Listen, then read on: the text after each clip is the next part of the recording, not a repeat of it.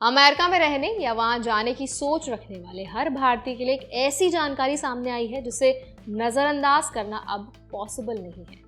साल 2025 में जिस स्पीड से भारतीयों को अमेरिका से डिपोर्ट किया गया है वो सिर्फ एक आंकड़ा नहीं बल्कि एक बड़ी चेतावनी है कि इलीगल रूट्स, फेक एजेंट्स और गलत डॉक्यूमेंटेशन अब पहले से कहीं ज्यादा रिस्क लेकर आते हैं। इस वीडियो में आज हम समझेंगे कि 2025 में अचानक डिपोर्टेशन इतनी ज्यादा क्यों बढ़ गई है, किन राज्यों से सबसे ज्यादा ट्रैफिकिंग केसेस सामने आए, अमेरिका डिपोर्टेशन फ्लाइट्स पर कैसे लोगों को वापस भेज रहा है और सबसे जरूरी इंडियंस को फ्यूचर में किन बातों से बचकर रहना है ताकि ऐसी स्थिति का सामना ना करना पड़े।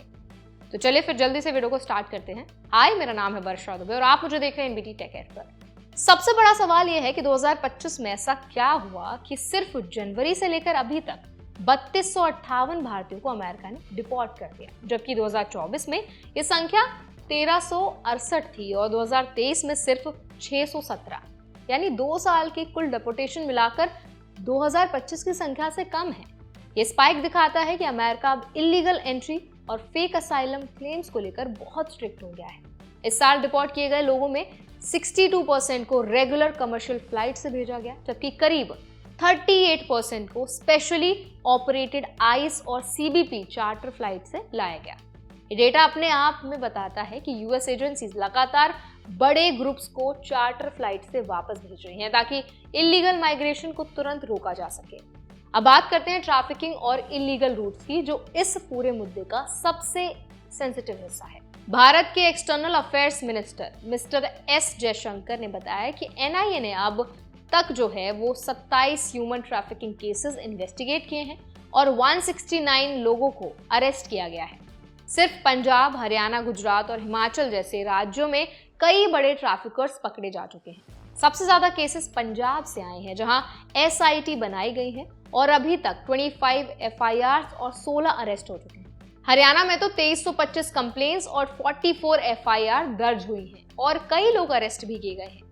ये नंबर्स दिखाते हैं कि इलीगल एजेंट्स कितने बड़े लेवल पर काम कर रहे हैं और लोग कैसे उनके झांसे में आ रहे हैं। ये समझना जरूरी है कि डिपोर्टेशन फ्लाइट्स सिर्फ उन लोगों को नहीं लाती जो इलीगल तरीके से बॉर्डर क्रॉस करते हैं, बल्कि कई बार वांटेड क्रिमिनल्स और गैंगस्टर्स भी इन्हीं फ्लाइट से वापस भेजे जाते हैं। अमेरिका ने खुद बताया कि जिस तरह कुछ डिपोर्टीज ने पहले फ्लाइट पर वायलेंस किया था, उसी वजह से कुछ मामलों में शैकल्स का इस्तेमाल किया जाता है। भारत ने इस इशू पर कड़ी आपत्ति जताई है और कहा है कि वुमेन और माइनर्स के साथ ऐसा व्यवहार अनएक्सेप्टेबल है।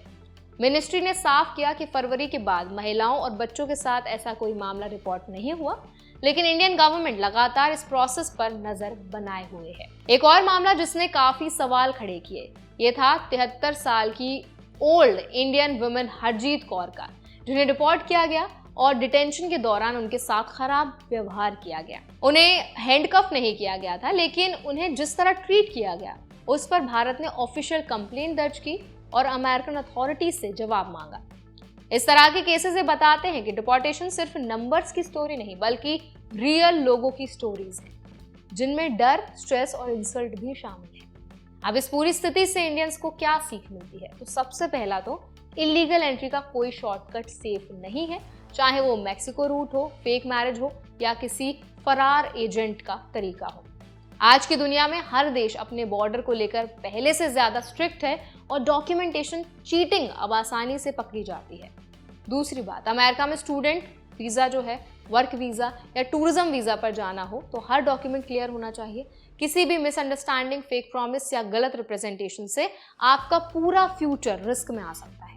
तीसरा और सबसे अहम बात, इंडियंस को ये समझना होगा कि कोई भी एजेंट आपको गारंटीड एंट्री या सेफ पैसेज नहीं दे सकता। जो लोग लाइफ सेविंग खर्च करके इलीगल तरीके से जाना चाहते हैं, उन्हें ये डेटा देखना चाहिए और सिर्फ इस साल हजारों लोग वापस भेज दिए गए और कई महीनों तक डिटेंशन में रखे गए। ये सिर्फ फाइनेंशियल लॉस नहीं बल्कि मेंटल ट्रॉमा भी होता है। इस पूरे टॉपिक का सबसे बड़ा टेक अवे यही है कि सेफ ट्रैवल और लीगल इमिग्रेशन ही सस्टेनेबल तरीका है। अगर आप जेन्युइनली स्किल्ड हैं, ठीक डॉक्यूमेंटेशन है आपके पास और आपके पास सही वीजा कैटेगरी है, तो मोबिलिटी हमेशा रहेगी। लेकिन शॉर्टकट्स अब पहले से भी ज्यादा डेंजरस हैं। अगर आप यूएस जाना चाहते हैं तो अपने पेपर वर्क, टाइमलाइन और वीजा रूल्स को सही रखें। अगर कोई एजेंट आपको बिना प्रॉपर डॉक्यूमेंट्स अमेरिका भेजने का वादा कर रहा है तो समझ लें कि वो फ्रॉड है और आपका कहीं ना कहीं आपको आगे जाकर डिपोर्टेशन का सामना करना पड़ सकता है। तो आई होप ये वीडियो आपको हेल्पफुल लगा होगा। इस पूरे मुद्दे पर आप क्या राय रखते हैं, आपका क्या ओपिनियन है, हमें ज़रूर बताएं कमेंट सेक्शन में। ऐसे और भी अपडेट्स के लिए, वीडियोस के लिए, इन्फॉर्मेशन के लिए हमारे चैनल NBT Tech Ed को भी ज़रूर सब्सक्राइब करें।